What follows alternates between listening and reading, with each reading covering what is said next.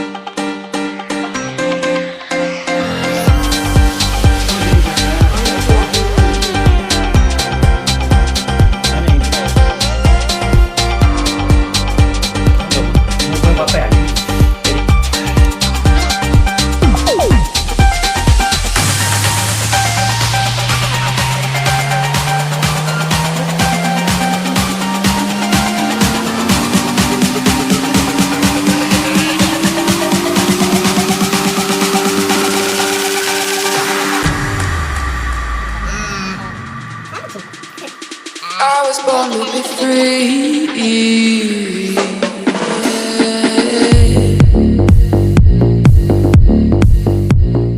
अनि गणेशजीको जस्तै भुँडी फुलिएपछि एकछिन डुलाउनको लागि केटाहरू बाहिर निस्किन्छन्। गर्दा आराम हुन्छ एकदमै। कामहरू कस्तो चलिरहेछ? अब कोरिएको काम एकदम बिन्दास छ, एकदम झकास छ। जाडो कतिको छ? जाडो एकदम बढेछ।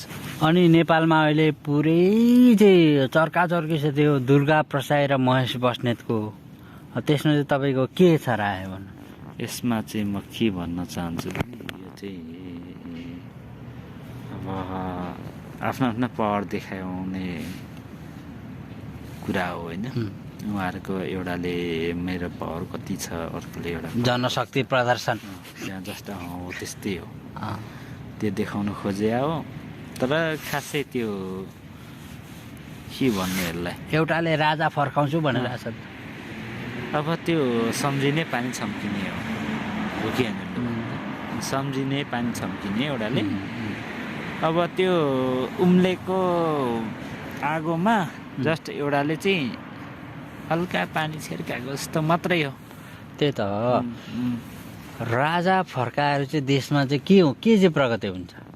गणतन्त्रको चाहिँ विकल्प चाहिँ राजतन्त्र हो र होइन नि? होइन, एकदमै होइन। गणतन्त्रमा चाहिँ सुधार ल्याउनु पर्यो। त्यहाँ चाहिँ को छ मेन मान्छे, मतलब अब टाउकेहरू, तिनीहरूले गर्दा चाहिँ हाम्रो विकासमा चाहिँ अवरोध आइरहेको छ। त्यसलाई पो सुधार गर्ने हो त होइन? राजा ल्याएर अब कतिजनाको बदलामा चाहिँ एकजना राजा ल्याएर हुन्छ त?